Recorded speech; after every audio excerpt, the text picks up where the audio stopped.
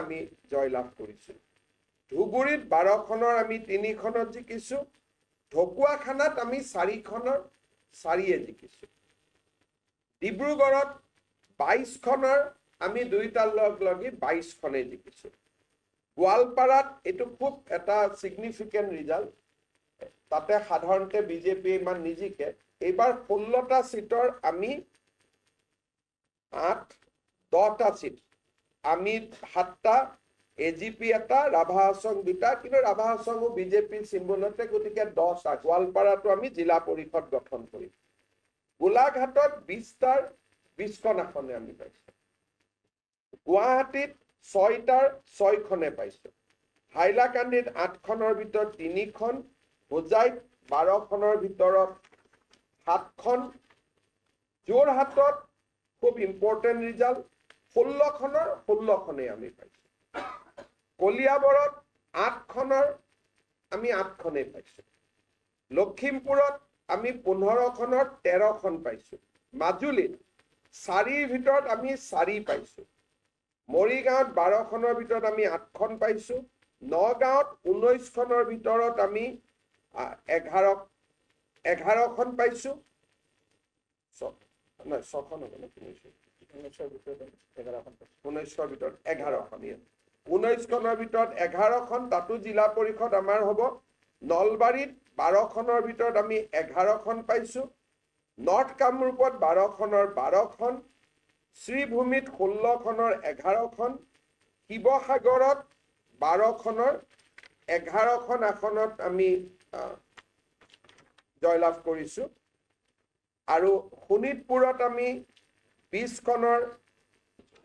শোণিতপুৰত আমি 20খনৰ 20খন আসনতে জয়লাভ কৰিছো সাউথ কামৰূপত আমি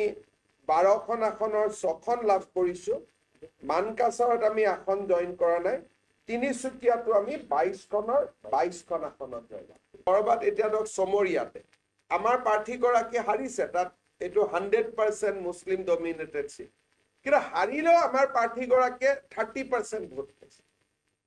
তাৰ মানে পৰম্পৰাগত স্থানতটো আমি ভাল কৰিছোই যত আমি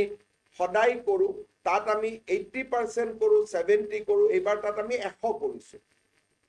আৰু যত আমি কেতিয়াও ভাল ভোট নাপাও তাতেও এইবাৰ আমি খুব ভাল ভোট কৰবাত হয়তো আমি জিকা নাই কিন্তু আমি সেকেন্ড পজিশনলৈকে পদুমৰ চিনত বা হাতীৰ চিনত আমি সেকেন্ড পজিশনলৈকে আহি গৈছো ইউডিএফ ৰাইজৰ দল এইবিলাক পিছত আছে আমি সেকেন্ড পজিশনলৈকে গুচি গৈছো যোৱা অহা কেইটামান দিন পিছত আমি পুৰা ডেটা পালে আপোনালোকক দিম যে সংখ্যালঘু সিট আমি কোট প্ৰথম পাৰিছো তিনটাটো মই কলুৱে আৰু এটা দুটা ওলাব সেকেন্ড হোৱা বহুত সমষ্টি আছে যত নেকি আমি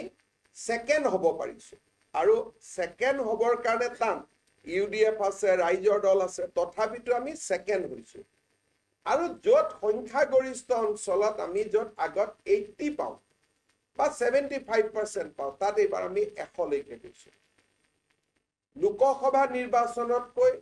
ভোট বহুত বাঢ়িছে আৰু আপোনালোকে জানে ধৰক মই এটা কাটিগৰা বুলি এটা সিট কওঁ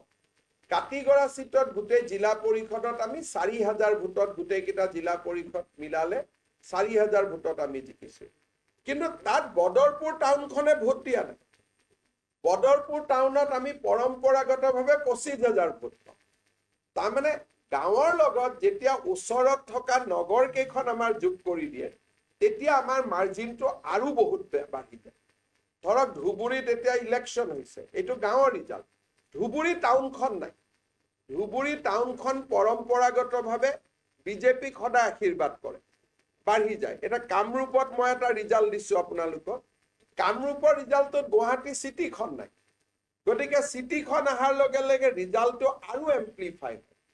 কাছাৰ জিলাৰ মই ৰিজাল্ট দিছো শিলচৰ টাউনখন নাই নলবাৰী ৰিজাল্ট দিছো নলবাৰী টাউনখন নাই বৰপেটা ৰিজাল্ট দিছো বৰপেটা টাউনখন নাই গতিকে লগত যদি টাউনখন যোগ কৰি দিয়ে কংগ্ৰেছৰ ভোট আৰু কমি যায় যদি বিধানসভা হিচাপত চাব কাটিগড়াত যদি আজি কংগ্ৰেছে 40% পাইছে আমি 60 পাইছো বদৰপুৰখন ইয়াত লগাই দিয়াৰ লগে লগে কংগ্ৰেছৰ ভোটটো 30 হৈ যায় আমি 70 লৈকে গুচি যাওঁ এই ৰিজাল্টটোৱে যদি আমি বিধানসভাত ৰেপ্লিকেট কৰিব চেষ্টা কৰোঁ প্ৰায় 103টা চিট ওলায় যদি বিধানসভা ইলেকশ্যনৰ লগত টাউনত যোৱাবাৰ মিউনিচিপালিটিত পোৱা বা লোকসভাত ভোট পোৱা যদি আমি চিটখিনি হিচাপ কৰি দিওঁ সৰ্বমুঠ আমাৰ 103টা চিটত আমি ক্লিয়াৰ লিড ইয়াত দেখা পোৱা যায় গতিকে এটা খুব ডাঙৰ এটা সাংঘাতিক ৰিজাল্ট এটা বহুত বেছি ভাল ৰিজাল্ট প্ৰধানমন্ত্ৰী মোদী ডাঙৰীয়াক আমি ধন্যবাদ জনাইছোঁ তেখেতৰ অসমৰ প্ৰতি থকা ভাল পোৱা সকলো মানুহে গ্ৰহণ কৰিছে আৰু মানুহে তেখেতক মৰম আৰু আশীৰ্বাদেৰে উপচাই দিছে অসমবাসী ৰাইজৰ আশীৰ্বাদ আমি নিৰ্মালী হিচাপে আমাৰ শিৰত তুলি লৈছোঁ আৰু ভাৰতীয় জনতা পাৰ্টি অসম গণ পৰিষদ আৰু ৰাভা আচৰণ যৌথ মঞ্চ গণশক্তি আমি সকলোৱে মিলি মিত্ৰতাৰে বিধানসভাৰ নিৰ্বাচনতো এনেকৈ আমি প্ৰতিদ্বন্দ্বিতা কৰিম আৰু এনেকৈ আমি সুন্দৰ ফলাফল এটা কৰাৰ বাবে আমি চেষ্টা কৰিম অহা দিনকেইটা আপোনালোকে জানে লোকসভাৰ পৰা পঞ্চায়ত ইলেকশ্যনৰ মাজত আমি কোনো স্কিম কৰিব পৰা নাই মোক আজি ৰাতিপুৱা এজন মন্ত্ৰীয়ে কৈছে যে মুখ্যমন্ত্ৰী মহোদয় এইবাৰ আমি মুখেৰি চলাইছো কাৰণ অৰুণোদয়ৰ প্ৰপত্ৰহে যোগাৰ কৰিছো দিব পৰা নাই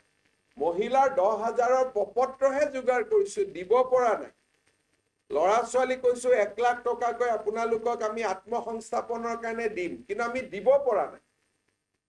এতিয়াৰ পৰা অহা মাহৰ পৰা